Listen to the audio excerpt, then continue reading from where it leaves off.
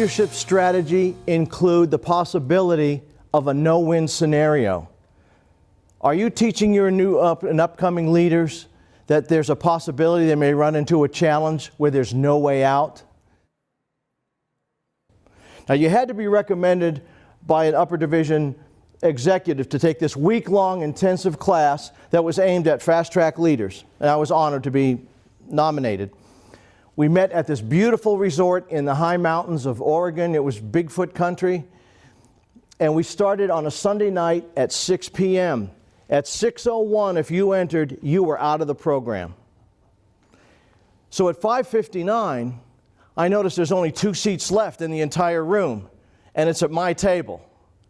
At 5:59, in walked 2 individuals, 2 guys. They were engineering managers, former F-16 pilots. And they took the last 2 seats at our table, so I knew I was in trouble, because I was the only non-engineering manager in the whole program. Right away, they set up our first exercise. Your table is your team. You were in a plane crash. You only have a few handfuls of implements and hand tools to effect a rescue. You also have to come up with a plan to find food and water for everybody that's involved in the plane crash that survived. Fortunately, you all 6 survived. You have 20 minutes, go. Well, right away, Maverick and Goose put their heads together and started trying to work up with a solution with a few hand tools, a wrench and a mirror and some makeup that was, I don't know whether makeup would help them out, but they had makeup. And I noticed that after a couple of minutes, they're not engaging the rest of the team members. There were 3 ladies on the team in addition to the 2 guys and myself.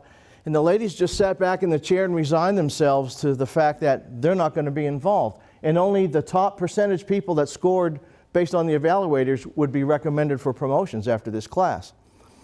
So I started looking around, and I noticed that all the other teams were fully engaged. All the team members were contributing to solving the problem.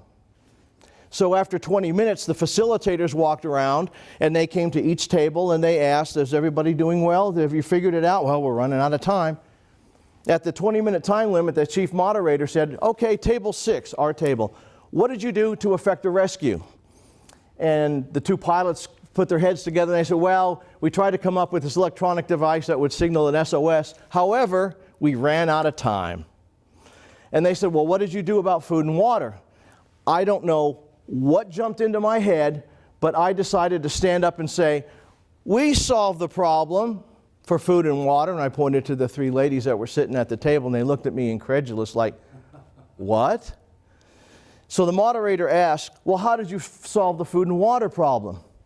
This was my Kobayashi Maru incident from Star Trek. I know there's Star Trek people out here, raise your hand. And those of you who don't follow Star Trek but are afraid to admit it, raise your hand. So we have a full group. This was my Kobayashi Maru incident, if you know Star Trek. It was where Captain James T. Kirk was faced with a no-win scenario. He did not believe in the no-win scenario. Neither did I. So when I was asked how we solved the problem with food and water, I said, well, you didn't tell us what desert we crashed in. I chose the high desert of the western United States. You didn't tell us what time of year the crash took place. I chose the spring, so we had plenty of meltwater for fresh water. And also, since we're in the high desert of western United States, we had plentiful game, rabbits and birds and whatever we needed.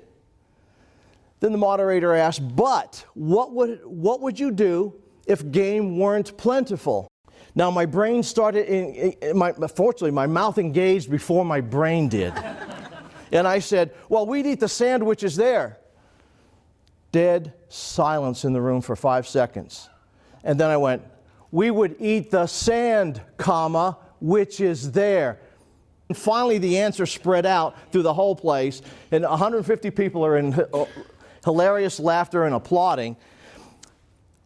Our table got the award for the best original solution to a problem that had no solution, because it was aimed at seeing which tables would engage all the members of the team.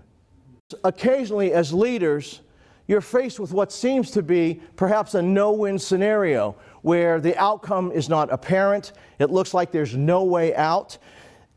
We tend to run to the tried and true, off the shelf, been there, done that, repackaged, repurposed leadership training that everyone has had.